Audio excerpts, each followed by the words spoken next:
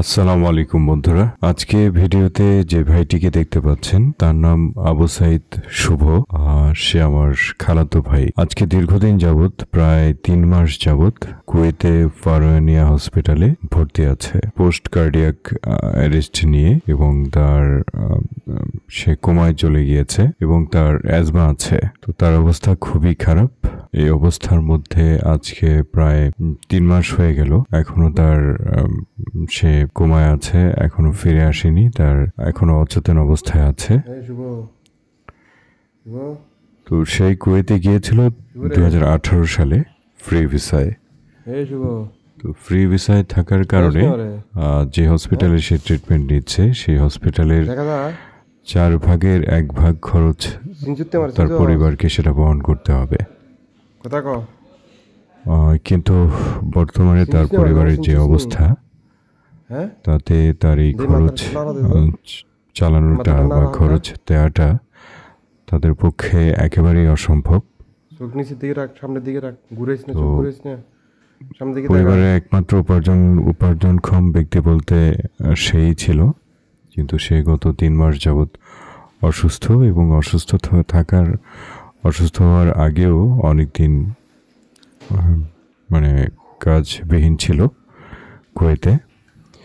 তো যার ফলে তার পরিবারের পক্ষে বর্তমান যে অবস্থা, অর্থনৈতিকভাবে খুব দুর্বল অবস্থায় আছে, যার ফলে তার পরিবারের পক্ষে এত টাকা বহন করা সম্ভব না। আর তাছাড়া আরও অনেক দিন হয়তো তাকে হসপিটালে থাকতে হবে। আল্লাহই ভালো জানেন কতদিন হসপিটালে থাকা লাগে।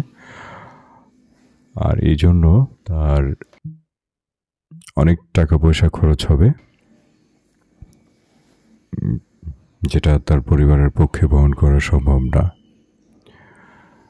তো প্রিয় দেশবাসী এবং যারা প্রবাসে আছেন, কুয়েতে এবং অন্যান্য দেশে যারা আছেন, প্রবাসী ভাইদেরকে অনুরোধ করব, আপনাদের যাদের সামর্থ্য আছে এবং দেশের ভেতরে যাদের সামর্থ্য আছে, দয়া করে আপনারা এই ভাইটির পাশে দাঁড়ান।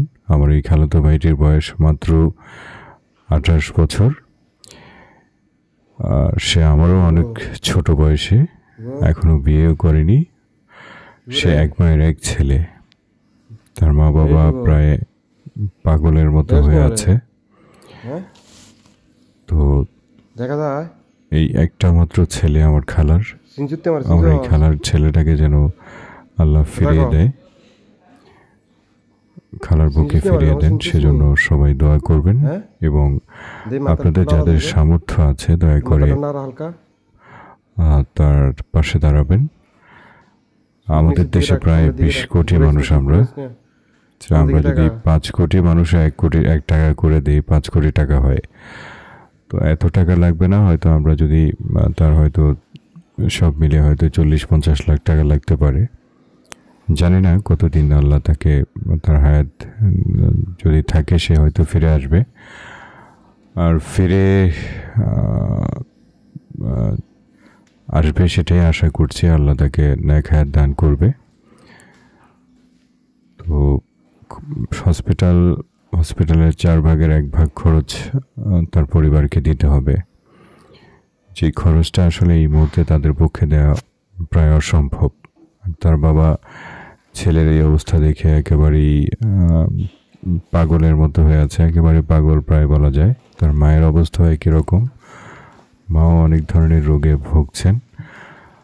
তো সুতরাং তাদের পক্ষে কোনোভাবেই ম্যানেজ করা সম্ভব না।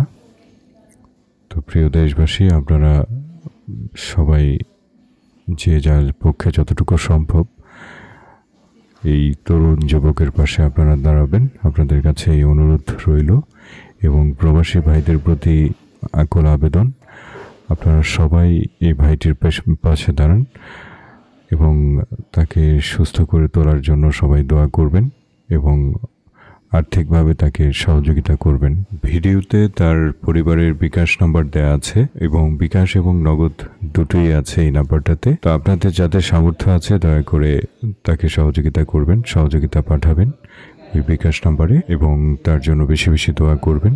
আল্লাহ যেন তার মায়ের বুকে তাকে ফিরিয়ে দেয়। আমার খালার একটাই ছেলে, এই খুব আদরের এই ছেলেটাকে যেন আল্লাহ তার মায়ের বুকে, আমার খালার বুকে যেন ফিরিয়ে দেন। সবাই দোয়া করবেন। আর এই ভিডিওটি আপনারা শেয়ার করে দেবেন যেন সবাই ভিডিওটি দেখতে পান এবং তার সহযোগিতায় সবাই এগিয়ে আসেন। সবাইকে ধন্যবাদ। তো সবাই ভালো থাকবেন এবং সুস্থ থাকবেন। আল্লাহ আপনাদের সবার মঙ্গল করুক। আল্লাহ হাফেজ।